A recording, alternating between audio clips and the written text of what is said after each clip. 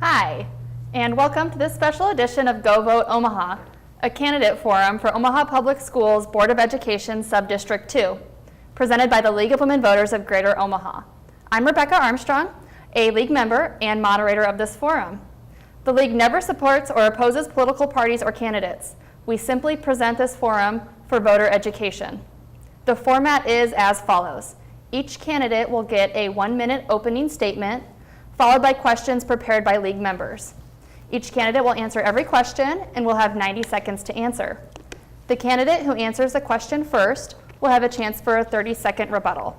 Following all questions, each candidate will have 1 minute for a closing statement. We will alternate speaking order throughout the forum.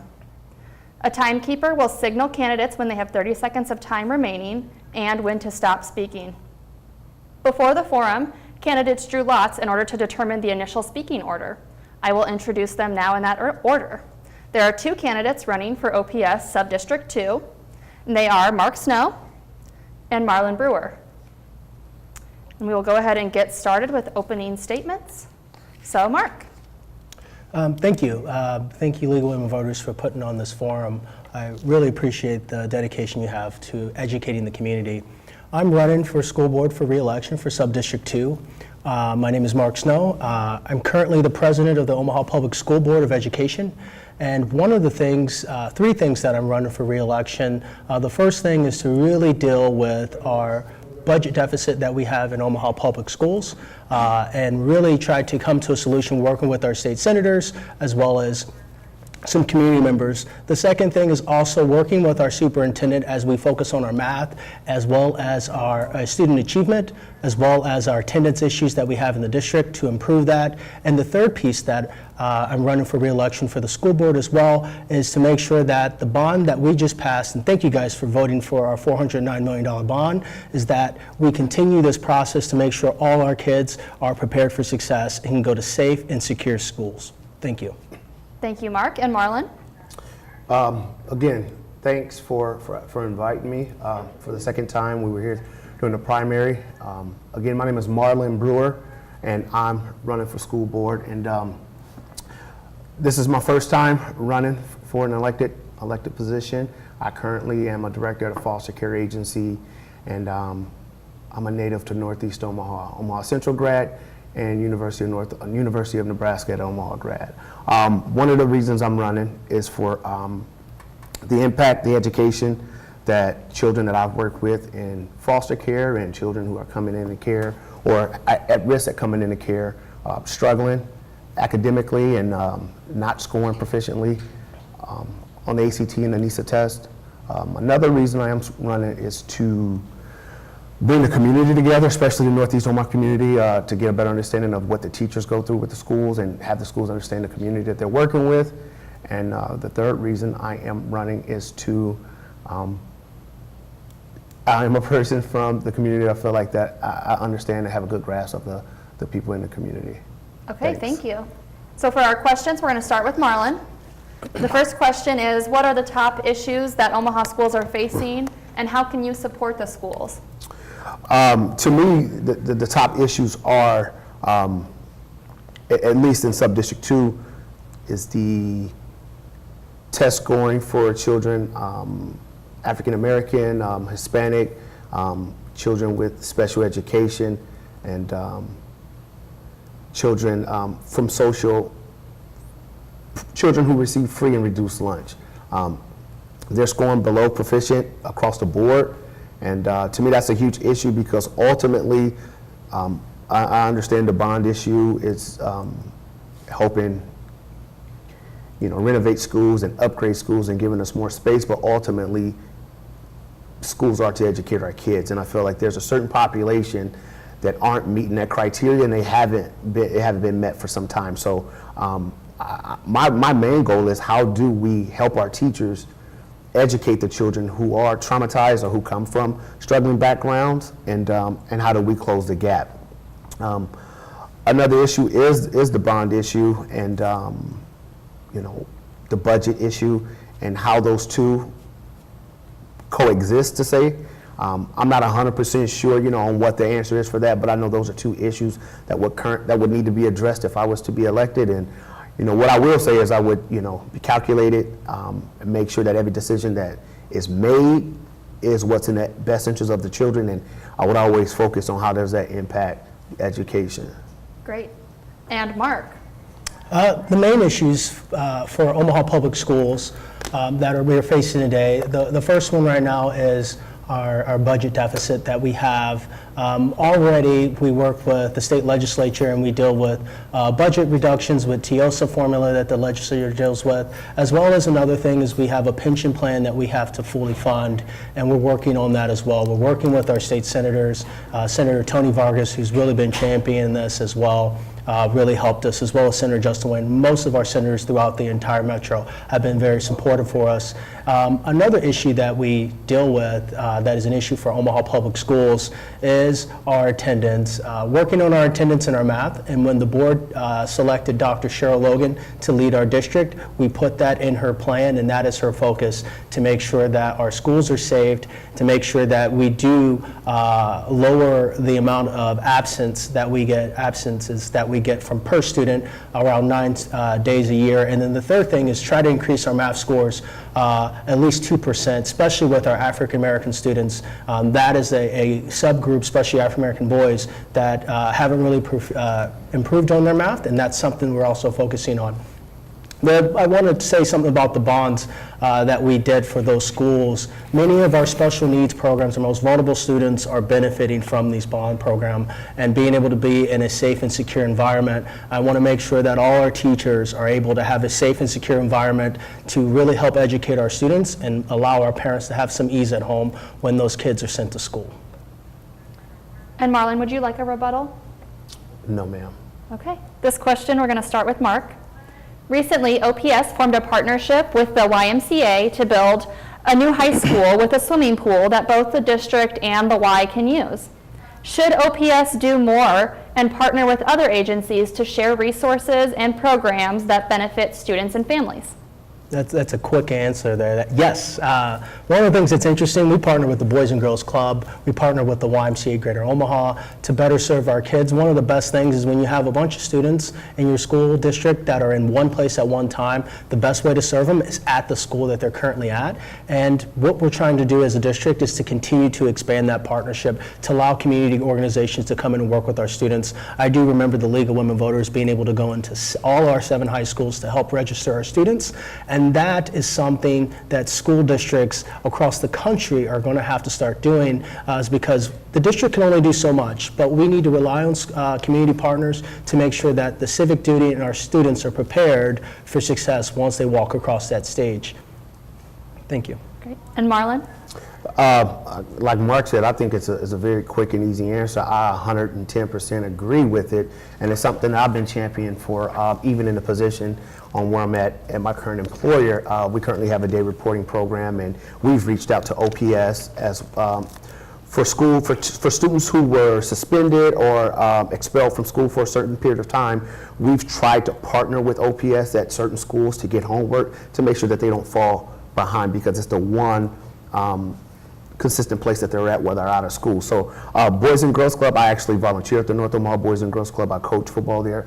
I think juvenile probation, YMCA, I think the entire metro area and the community partners should all work with OPS, because ultimately we are serving the same youth. And I think continuity is important, and when we have everyone working with the same youth, I think we understand when Johnny is constantly getting suspended from school or he's struggling academically, we have a better understanding why that is. It could be trauma, it could be his home environment, and once we have a continuity of care, I think it it gives us a better chance for a really great outcome for the children we serve. Great. Mark, would you like a rebuttal? I completely agree with him on most of our most vulnerable students in the district and how do we best meet the needs of those students. Because too often the issues, the district just has to deal with those issues when those kids come in. So relying with our community partners to make sure we meet the needs of every student. Individual student is something that the district has taken seriously.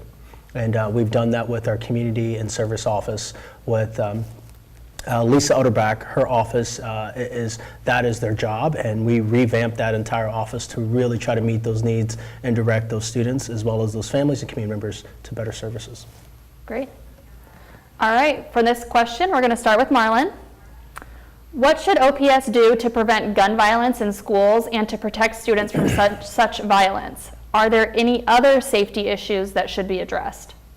That's a tough question, and I don't know if I have the answer for that one on what the district could do and what's reasonable, because I think it's much bigger than the district. Gun violence for one, access to guns is a huge issue, and I don't know what OPS can do to prevent people from getting guns. So that's a total separate argument. But what I will say is I'm not in agreement with teachers carrying guns. I think they have enough on them already as far as educating our children and working with children. It's a high stress environment. I just wouldn't put that responsibility on them. But I don't know if I have the answer right now. I think it would be something that I think the entire board would have to kind of come together and figure out what's a realistic and what's the best option to keep the school safe. I don't know if it's hiring OPD, or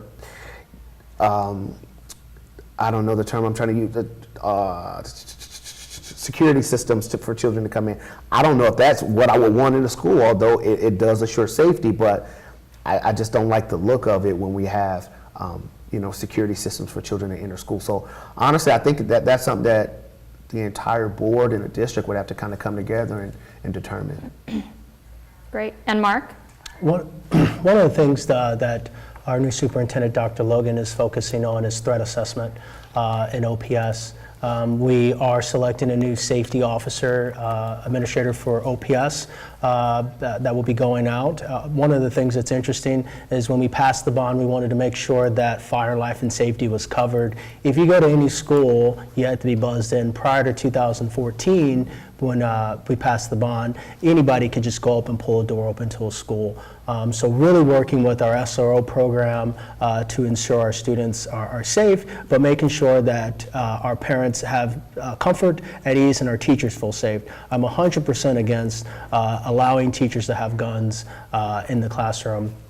And then I think one of the things, how do you prevent that? Many of these issues when you're talking about gun violence is something that is outside the district's control, but what we can control is what comes in our doors as much as possible. So that is just patrolling, students patrolling, and everyone being aware of the surroundings. And I believe really, truly that the district has been moving forward in that direction. And what we're currently doing over this next year is really increasing our threat assessment and making sure that everyone is aware of everything that's going on in their school. Great. Marlon, would you like a rebuttal?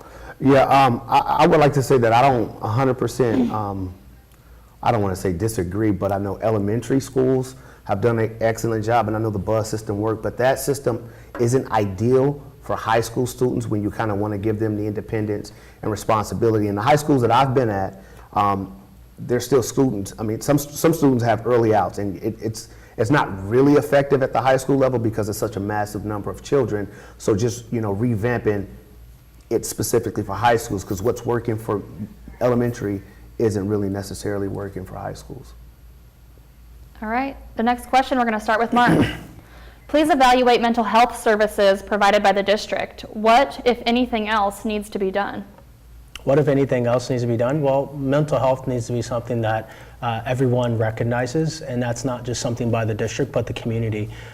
Living in North Omaha, mental health is something that, as a whole, the community has been trying to bring awareness to, because many people in our community traditionally don't focus on mental health, and it's not just the student, but the family as well. It's the trauma at home when those students come into the classroom. Another way of dealing with that, we have social workers in all our schools in OPS through a gracious grant through a foundation in our community that allows a social worker to deal with, work with those students in the school. But also, we have Minnesota Humanities in our school that works with our teachers to try to identify and understand their ways before they approach a student, try to put themselves in that student's shoes and understand where that student's coming from before they react. If a student might have had a bad day at home or something's going on in the community, so the teachers are more aware. This is something that isn't going to be solved tomorrow. This is something that we have to work on, and this is a conversation we're having across the entire country.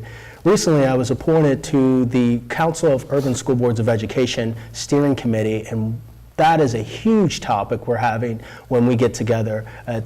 We represent urban school districts from across the country. So you have school districts from Compton all the way to Atlanta having this discussion on how do we really deal with mental health in our schools, and how do we really make sure that it's not just the school, there's an alignment from the city all the way down to the school district, so everybody's on the same page. Great. And Marlon? Really, that's really what prompted me, at least kind of got the ball rolling on me even wanting to run for school board, working with a specific youth who had severe mental health, family had severe mental health, and was struggling at Walnut Hill Elementary School, and the school was at a loss. And to me, just in the field that I work in, I think it's imperative for the teachers and the district to understand how severe mental health is and how it impacts education, but how it adds to the stress of a teacher trying to educate a child with mental health with other children who don't have those same issues. So just getting creative on how are we going to educate the children with mental health differently, because they all don't learn the same. How are we going to address those issues? And for one, how are we going to acknowledge it? Again, I think it goes back to community partners. If children in our district who have mental health are working with a certain psychologist or psychiatrist, why don't the school have access to that and those diagnoses? I think a lot of times the schools are reactive in getting that information so late in the school year that it's not really effective by the time they implement the IEP process. And I think if we were more proactive and we had that community support to address children with trauma and mental health, I think we would see better results for children with the IEPs, or children who are vulnerable, or children with the history of mental health due to their mom and dad. So I think, again, it goes back to community partners and just having a proactive approach to understand the dynamics of the children we're working with. Mark, would you like a rebuttal? No, thank you. Perfect. Question number 5, we're going to start with Marlon. Who should be responsible for setting the curriculum in public schools? And if you could cut or add just one thing in the current OPS curriculum, what would it be? Who should be responsible? I don't know. I think it should be, that's a really tough question. So I don't know if I really have the answer for that, because I think it should be a dynamic group of people who understands education and what's efficient. I will say, if I could add one thing, I think what's important to me is there's 3 things I think that should be a major focus in the early stages of education. For one, that's reading and reading comprehension, math, and then I think critical thinking. And I think those should be the main focuses for children in the early education. And I think that's a curriculum that should be, I don't have that curriculum, but I think it should be a curriculum that developed to focus on that, because my theory is if a child understands those 3 things and they can read and understand and comprehend what they're reading, I think, reading, social studies, and science, it would just kind of come into form. So I think they will have a better understanding of it. So for me, I think really putting a huge emphasis on reading comprehension at a very, very early age as possible, and I think, understanding the importance of critical thinking. And Mark? Can you repeat the question, please? Yes. Who should be responsible for setting the curriculum in public schools? And if you could add or cut just one thing in the current OPS curriculum, what would it be? So who should be responsible? Hands down, it's the superintendent. As a board, our number 1 job is to manage. We have 1 employee. Our job is to manage that superintendent. The superintendent works with curriculum department to develop, and these are experts, like Marlon mentioned before, the experts at the table. Those are the experts that recommend the new curriculum for the district. When we passed human growth and development, they were the experts that came to the district and said, we need to upgrade our curriculum to best meet the needs of our students in our community. If there was 1 to 2 things that I would add: increasing our reading comprehension, increasing our reading programs, and that's not just in the school, but that's after-school programming, to really emphasize that anybody that works with our kids in after-school programming should have more focus on reading and really try to hit those benchmarks with our math. One other piece I would add is that civic duty for our students, really trying to get our students engaged in the community politically and understand the things that are going on around them, so they can be involved and they can be active by the time they graduate. Seeing the political environment that we're in today and seeing the students go through this, we as a school district should continue to try to empower those students to make sure they understand what's going on and that they do have a voice. Too often people think that because they're a kid, they don't have a voice, and every kid, every human being has a voice, and that school district has to empower that kid to be able to speak up. And would you like a rebuttal, Marlon? Not so much as a rebuttal, but I just really want to reiterate and, drum, how important I think reading comprehension and how important reading comprehension is, and I just think, what we're doing right now, OPS is failing a lot of our children, and I just think of a specific scenario where a child was in the 8th grade, but reading at a second grade reading level, and I'm thinking, how do we let this happen in our school district? So just being proactive, because I don't think it's fair that this child is going to go to one of our high schools and continue to struggle. So that's my two cents. All right, so just one last question. What would be your priority, your one priority as a board member? Mark? For the school year? Yes. So our number one priority for me, like I mentioned before, is our budget deficit and reduction. We can't have, students can't read, teachers can't teach, nothing happens, the power doesn't happen in the school if you can't fund your budget. And that is something that is really crucial and something that I'm really focusing on for this next session that is coming up with the legislature, because this past year we had to cut $28 million from our school district. And as an urban school district, we cannot continue down that route. We want to do a lot of things, but if you don't have the funding for it, you can't make it happen. Nebraska is ranked 49th out of 50 in the entire country.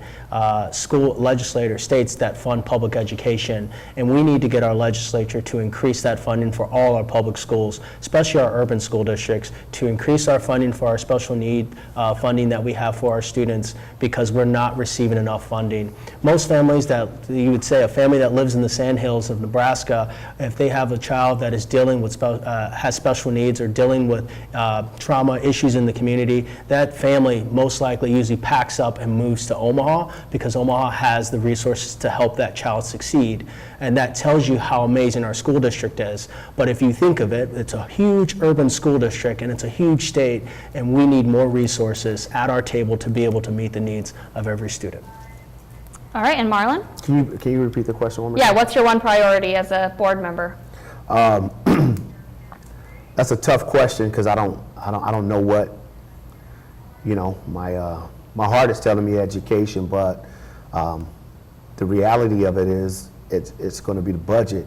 And unfortunately, that's the exhausting part of this is, I got into this really to put a huge emphasis on how we're going to educate our children, but the bond issue and the budget issue seems to be consuming a lot of the talk, and there's not much talk about education and the big gap between certain subgroups in our school district. So unfortunately, the budget issue would be something that would be the number one priority, because I would hate for our school district to ultimately fall apart. I've had friends and families who were part of the budget cuts and end up losing jobs and going to other districts due to the budget cuts. So I would hate for that to continue to happen. So unfortunately, the budget issue would have to be number one, but I would prefer, focusing on education, in my personal opinion. Great. And just for the sake of time, we're going to go right into closing statements. And again, starting with you, Marlon. Again, I'm Marlon Brewer, running for OPS School Board, Subdistrict 2. I would like your vote, really because I'm genuine and authentic, and my sole purpose is to ensure an education for each and every child in OPS. Like I said, I'm a product of OPS, Omaha Central, and went to elementary throughout a bunch of OPS schools, but so I truly understand the value of being an OPS student, and I would stay true to that. I think that it's changing, and I'm not against change or evolving. I just don't want it to change for the worse. So, voting for me, what you will be getting is every decision made will be based off of what's best for every child in OPS. And my number one question would be, how does this impact educating our children? Great. And Mark? One of my mentors in OPS in the community is Mr. Gene Haynes. He's been an administrator in this community for over 50 years, but he wasn't born in Omaha. Omaha is his home, though. I wasn't born in Omaha either, but Omaha is my home. My parents were military. We moved all over the country, and this is where I call my home. I didn't go to an OPS high school. I didn't play football for an OPS school, but it is my home. I mentor 5 kids. I'm a member of the 100 Black Men. I'm invested in my community. I choose to live in North Omaha. I choose to help my community every single day and make sure that our kids are prepared to succeed. I understand the changes that are happening in our community, whether it's gentrification or anything else like that, and I see that. And my job is to make sure that all our students are prepared to succeed and have just as many opportunities as the families that live in very affluent homes out in western Nebraska, and to make sure that people understand that our district is 40% Latino and 25% African American, and many of those kids and families live in North and South Omaha, and we need to start acknowledging that and embracing the kids that we're teaching. Okay. And I feel like I'm an advocate for that. Thank you, Mark. And thank you, Marlon. Thank you both so much for coming. This concludes our forum for the OPS School Board District 2. Thank you again so much for participating from the League of Women Voters of Greater Omaha. I'm Rebecca Armstrong Langle, reminding you to inform yourself of the issues and candidates and vote on Election Day, Tuesday, November 6th. Go vote, Omaha.